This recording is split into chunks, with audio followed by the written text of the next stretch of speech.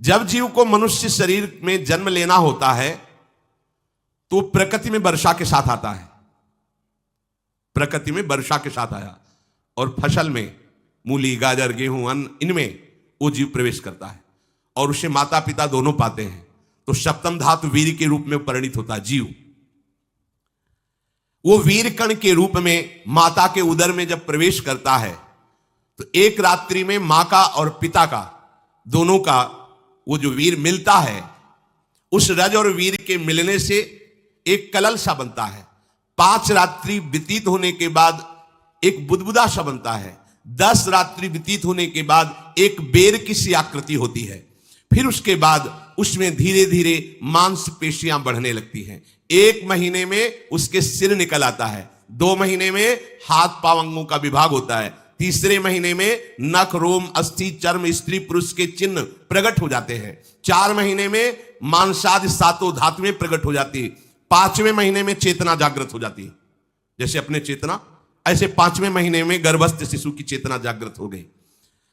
जीव है पर चेतना 5 महीने बाद मां के गर्भ में जागृत। अब उसे भूख लगती है, प्यास लगती है, वहां की तापमयी जलन पीड़ा छोटे छोटे कीड़ों के द्वारा काटना, 6ठे मास में झिल्ली से लपटा हुआ मां की दाहिनी कोख में कीड़े की तरह तड़पता है। उस समय माता को कड़वे और खट्टे पानी की लालसा होती है, जिससे उसके अंगों में जाकर भयंकर जलन होती है। यह है भोग। वो कृमि कीड़े की तरह तड़पता है। मलमूत्र के गड्ढे में बीच में झिल्ली में बंधा हुआ वो जीवात्मा सुकुमार तो होता है, वहां के कीड़े उसे नोचते छोटे छोटे, वो तड़पता है। माता प्रसन्न होती कि जब बच्चा हिलता है, बोले है उसकी दुर्गति हो रही, वहां भयंकर कष्ट पा रहा है। ऐसा क्लेश होता है कि क्षण क्षण में बेहोश होता रहता है। माता के खाए हुए कड़वे तीखे गरम नमकीन रूखे खट्टे यही पदार्थ पाने की इच्छा होती है माता, क्योंकि उसको भोग भोगना है। उसके कोमल शरीर में भयानक पीड़ा होती है जब माता ऐसे पदार्थ खाती है। गर्भाशय की झिल्ली में लिपटा हुआ, आंतों और मलमूत्र से घिरा हुआ सिर, पेट की और पीठ और गर्दन एक कुंडलाकार ऐसे कंकण जैसा ऐसी आकृति गर्भस्थ शिशु की होती है। पिंजड़े में बंद पक्षी के समान पराधीन, ना तो वो हिल डुल सकता है ना बोल सकता है, बड़ा असमर्थ दुख को भोग रहा है, चेतना पूरी है।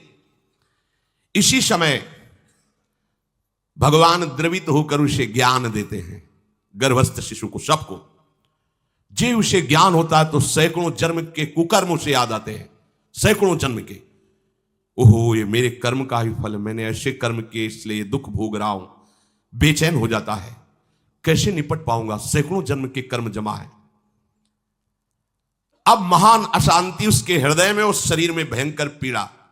कुंडलाकार शरीर है, हिल भी नहीं सकता है, बस कीड़े काटते हैं, बड़ी तड़पन, बड़ी जलन, भूख प्यास की जलन। अब एक और भयानक जलन हुई, उसे स्मरण हो जाता है कई जन्मों के, सैकड़ों जन्मों के पाप कर्मों का। 7वां महीना आरंभ हुआ कि ज्ञान का उन्मेष हो गया। अब प्रसूति वायु उसे चला रही है, तड़पता है वो। सप्त धातु में स्थूल शरीर से बंधा हुआ वो जीव भयभीत होकर के पुकारता है, अगर कोई भगवान है तो एक बार मुझे यहां से निकाल दे। वो विनय करता है भगवान से, कोई अगर भगवान है जिसने मुझे इस बंधन में डाला है, एक बार निकाल दे, यहां से जाके केवल भजन करूंगा। जीव कहता, जंतुरुवाच तस्योपशन्नमवितुम जगदिच्छयात् नाना तनोर्भुवि चलच्चरणारविंदम सोहम ब्रजामि शरणम रकुतो भयम में येने दृशी गतिरदर्श सतोनुरूपा। हे प्रभु, मैं बड़ा अधम हूं। ये ज्ञान भगवान की तरफ से गर्भस्थ शिशु को होता है। देखो, स्वयं वो इतना कष्ट पा रहा है, फिर जब आप गर्भ हत्या करते हैं तो आपका पाप कितना बड़ा होगा, सोचो। सब माताओं से विनय है, संयम से रहो, सावधान रहो। ये हत्या ऐसी नहीं कि तुम्हारे दान पुण्य से क्षमा हो जाएगी। ये जो भ्रूण हत्या है, गर्भ हत्या है, बहुत बड़ा पाप है। आप लोग अज्ञान के कारण इसको ध्यान नहीं देते, इसे खिलवाड़ समझते हो। कितना ज्ञान है। बेटी ही मां है, बेटी ही बहन है, बेटी ही पत्नी बनती है, बेटी ही किसी के जीवन को धारण करने वाली बनती है। और आपने गर्भ में देख लिया बेटी है, तुम स्वयं मां होकर उसका साथ दे रहे हो, उसका नष्ट करने के लिए। हमारी तो बात ही समझ में नहीं आती, क्या बुद्धि भ्रष्ट हो गई। अगर पुरुष का इतना महत्व है तो बेटियां ना हो तो तुम्हारी कौन सी गति होगी, सोचो जरा। जीना मुश्किल हो जाएगा तुम्हारा। तुम पुरुष किस काम के रह जाओगे। तुम्हारा अर्धांग काट दिया जाए तो तुम कैसे होगे। ये स्त्री स्वरूप अर्धांग है। जिस घर में एक मां बहन नहीं है, स्त्री स्वरूप नहीं, श्मशान जैसा वो होता है। ध्यान दीजिए, ये बहुत बड़ी गलती है जो अपनी बेटियों की हत्या करते हैं। और ये वो पाप है जो अक्षम्य अपराध है। स्त्री हत्या करना शास्त्रों में बहुत बड़ा पाप कहा गया है। फिर वो तो बच्चा है, बिल्कुल नहीं। जिनसे हो गया है, श्रीमद् भागवत का सप्ताह मूल संस्कृत से सुनो और भगवान से प्रायश्चित प्रार्थना करो कि हे नाथ, भूल से गलती हो गई, दूसरा कोई उपाय नहीं। ध्यान से समझ लीजिए, तुम्हारे भ्रूण हत्या गर्भ हत्या के पाप को नष्ट करने में एकमात्र श्रीमद् भागवत समर्थ है, दूसरा कोई नहीं। कोई दान पुण्य तीर्थ स्नान तुम्हें क्षमा नहीं कर पाएगा। यह ऐसा महापाप है। अगर हृदय में जलन करके और मूल संस्कृत के द्वारा पूरी 7 दिन में भागवत श्रवण की जाए नियम से, तो भागवत समर्थ है, इस हत्या के पाप से भी आपको मुक्त कर देगी। जिनके ऐसे हत्या हो गई हो करवा लो, नहीं तो बुद्धि आगे भ्रष्ट करके तुम्हें हरि गुरु से विमुख कर देगा। ये पाप ऐसा नहीं कि तुम्हें 2-4 माला घुमाने से क्षमा हो जाएगा।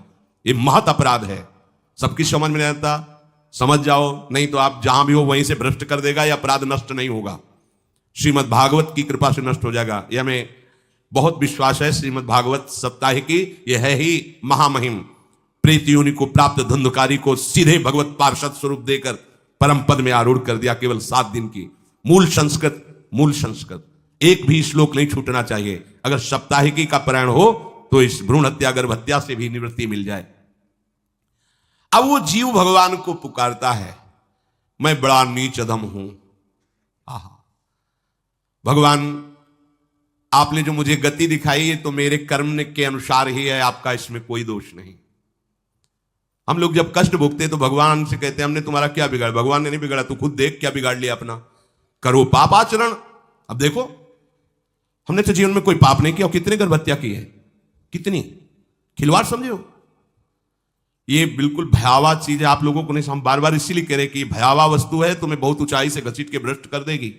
बहुत होश में हो, भूल के कभी ऐसा न करना जहां तक हमारी आवाज पहुंचे, जहां तक सुनाई दे। गर्भ हत्या मत करना, संयम से रहो। इस तरह का व्यवहार मत करो कि तुम्हारा मनुष्य जन्म ही व्यर्थ चला जाए। इसमें तीनों को बराबर दंड मिलेगा। गर्भ हत्या कराने वाला, गर्भ हत्या की प्रेरणा देने वाला और गर्भ हत्या में सहयोग देने वाला, जो औषधि डॉक्टर या जो भी, तीनों को दुर्गति होगी। माता पिता प्रेरक और कर्ता। ऐसा नहीं कि आप डॉक्टर हो तो आपको गर्भ हत्या करने का अधिकार नहीं। आप डॉक्टर हो दूसरे के शरीर को स्वस्थ करके निरोग करने के लिए, हत्या करने के लिए नहीं। कोई भी हमारा संविधान ऐसा आदेश नहीं करता कि आप गर्भ हत्या कर दो। ना भागवतिक और ना भारतीय संविधान ऐसा संविधान आदेश नहीं करता। अब वो जीव कह रहा है कि प्रभु मेरे योग्य ही है आपने जो मुझे दंड दिया है। मैंने सुना है कि आपकी शरण में जो आता है आप उसकी रक्षा कर लेते हैं। आपकी जो शरण में हो जाता है वो इस भूमि पर, भारत भूमि पर, विश्व पर निर्भय विचरण करता है। कोई उसे भय नहीं प्रदान कर सकता। प्रभु इस तरह का व्यवहार मत करो कि तुम्हारा मनुष्य जन्म ही व्यर्थ चला जाए। इसमें तीनों को बराबर दंड मिलेगा। गर्भ हत्या कराने वाला, गर्भ हत्या की प्रेरणा देने वाला और गर्भ हत्या में सहयोग देने वाला, जो औषधि डॉक्टर या जो भी, तीनों को दुर्गति होगी। माता पिता प्रेरक और कर्ता।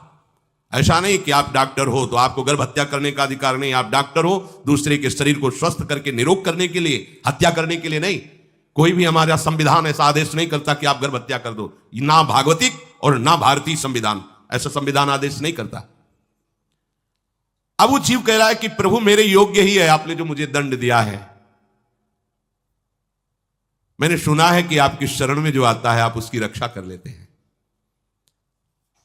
आपकी जो शरण में हो जाता है वो इस भूमि पर, भारत भूमि पर, विश्व पर निर्भय विचरण करता है। कोई उसे भय नहीं प्रदान कर सकता। प्रभु मैं इस माता के उदर में माया का रहस्य न जानने के कारण ऐसे कर्म किए कि मैं आ गया हूं। बहुत दुख पा रहा हूं।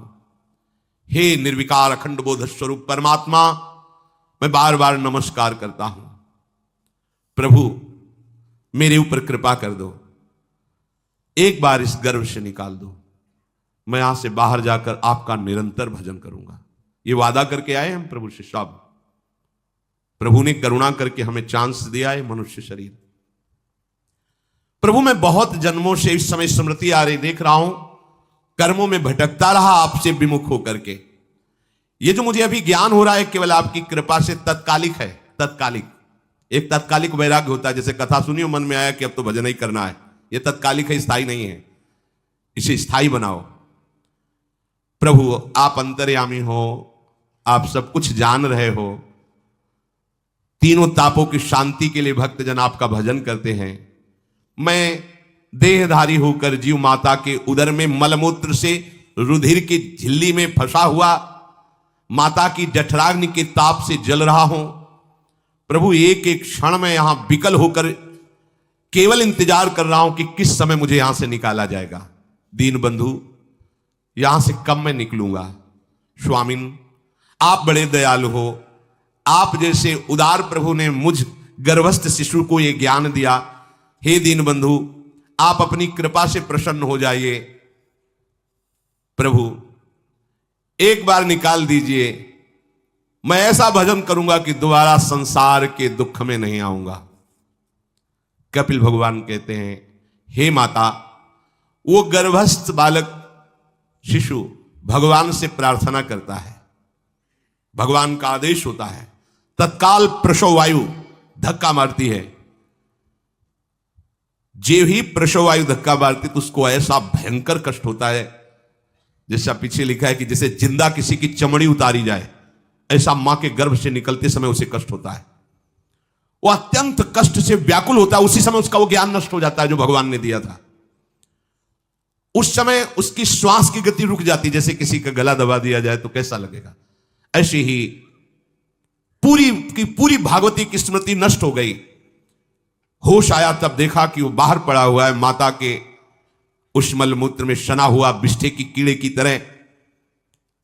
गर्भवास में जो दिव्य ज्ञान प्रकट हुआ था भगवान की कृपा से, वो सब नष्ट हो गया।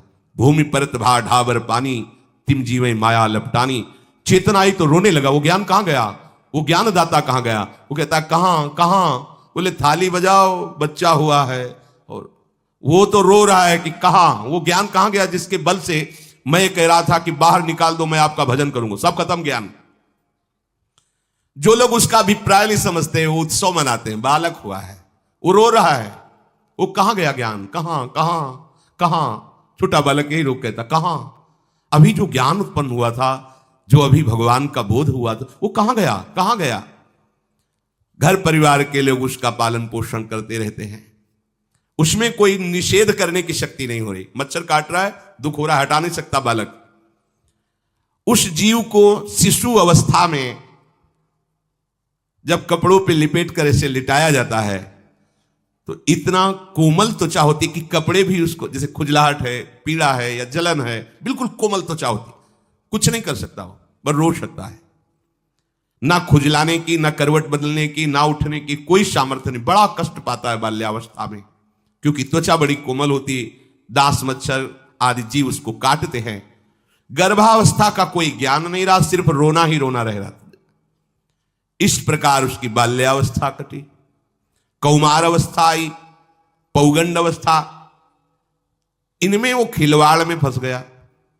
जैसे जैसे बड़ा होता जाता, चेतना, गुनगुना, ये कार, ये प्लास्टिक के ऐसे उनमें मगन है। देखो ना छोटे बच्चों को, अज्ञानवश इसकी ये अवस्था कट गई। बड़े भाग्यशाली ऐसे भी बच्चे हैं जो तुतला के बोलते हैं, उनकी मैया कहती राधा बोलो राधा। देखो ये सौभाग्य, प्रणाम है उन माताओं को जो अपने बच्चों को भगवान नाम बुलाती हैं। ये आप बोलो श्री हरिवंश बोलो, राधे राधे बोलो। धीरे धीरे उसकी युवा अवस्था पहुंची। इस समय उसके अंदर एक भूत सवार होता है, जवानी का भूत